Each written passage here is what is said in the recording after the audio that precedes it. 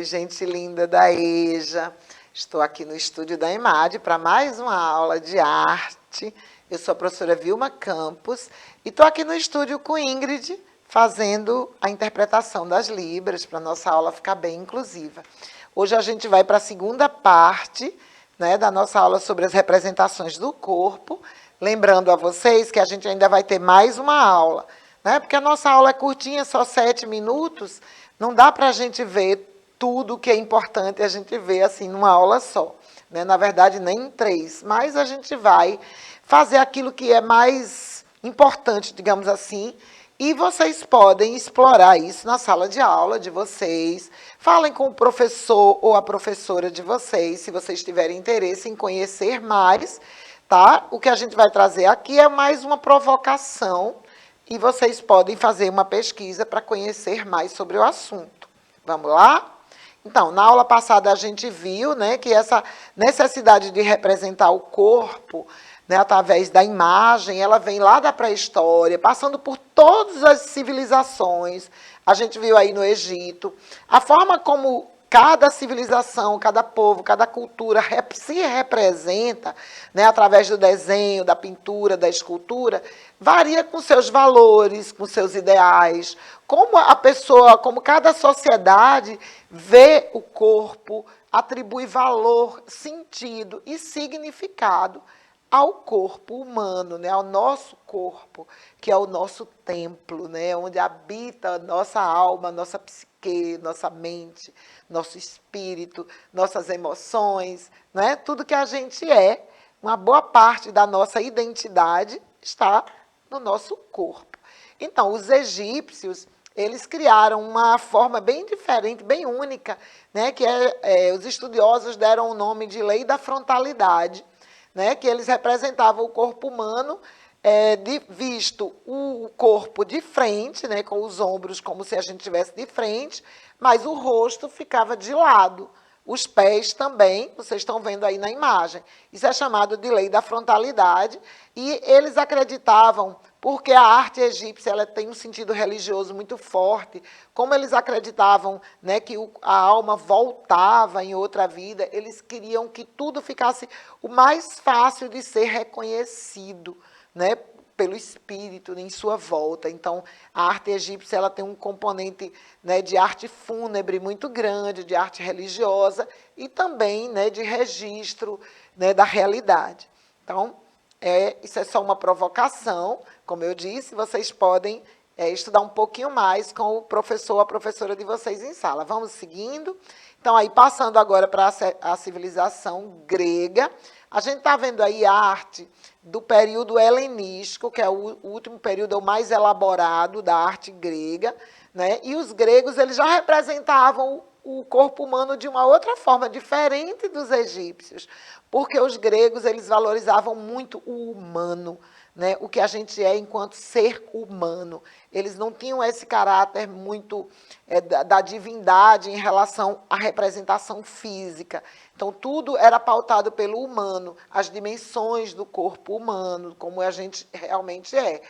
E eles tinham uma idealização de beleza. Então, os gregos eles buscam a beleza, a representação humana da forma mais bela, mais harmoniosa. Então, vocês estão vendo aí a escultura, que é a maior parte da representação, né, grega, está na escultura, na arquitetura da arte grega daquele período. A pintura não é muito forte na Grécia, ela aparece só em alguns painéis e nos vasos gregos, como vocês estão vendo ali, né? Todos os vasos gregos eles eram decorados com a pintura humana e com a figura dos heróis, os elementos da mitologia grega também. Vamos seguindo, aí vocês estão vendo, né, mais vasos gregos. Ali é uma réplica do frontão do Partenon, que é um templo grego, assim, um dos mais representativos do período clássico grego. E aí a gente vai agora dar um salto para o Renascimento, que é uma volta ao clássico, né, uma idealização, né, essa valorização do humano, Só que no período do Renascimento já há muito de ciência, de pesquisa, de proporção, de estudo.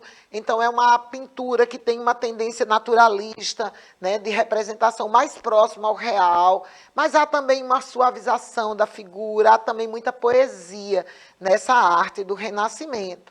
Né? Foi o período onde se estudou muito a técnica do claro e escuro para criar o sombreamento, a sensação de volume, né? A percepção do corpo o mais próximo da realidade possível. Okay? Então, aí vocês estão vendo obras de Leonardo da Vinci.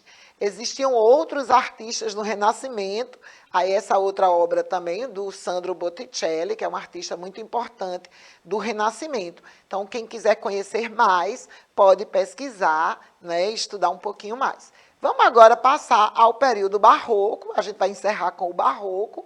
O barroco é um período pós o Renascimento, né, século XVII, e ele é bem interessante, porque o Renascimento surgiu na Itália e depois ele se estendeu pela Europa inteira. Mas no Renascimento, apesar do humanismo, ele ainda tem uma forte relação com a Igreja Católica. Já no Barroco, já foi depois da Reforma Protestante, então essa arte ela ficou muito forte na Holanda, nos países, né, mais para o norte, onde já havia uma tradição protestante, e aí não há muito essa representação da coisa religiosa, né? Já tem outros temas, né, que aparecem e tem uma dramaticidade muito grande. Vocês estão vendo aí que aquela suavidade do Renascimento, aquele equilíbrio, ele já não está mais presente, já é muita energia, muita emoção, né? Vocês estão vendo aí, bota aí de novo, por favor, essa imagem. Vocês estão vendo a primeira imagem aí, a barca, né, a tempestade, as ondas, é muito emotivo o barroco. Já o Renascimento já é aquela coisa mais contemplativa, mais ideal. Aí o barroco italiano, vocês estão vendo obras do Caravaggio, e aí já tem um componente religioso. Vocês estão vendo aí Jesus tirado da cruz. Vê como é diferente, como é forte, como ele vai buscar a emoção, né? A obra está em sentido diagonal para criar um desequilíbrio, uma tensão. Aqui Judite cortando a cabeça, né, do seu algoz. Né? Então, vocês estão vendo aí que são cenas também religiosas, mas o barroco esteve presente tanto na Itália, como nos países do norte e outros países da Europa. Essas duas vertentes são as que mais se destacaram, por isso eu trouxe elas para vocês hoje. Então, a gente vai encerrar por aqui, a gente vai dar uma pausa, e a gente vai voltar na próxima aula, já com a representação do corpo nos nossos dias, tá bom? Não dá para a gente fazer tudo numa aula de 7 minutos. Então, me despeço de vocês. A próxima aula vai estar bem interessante também. Até lá!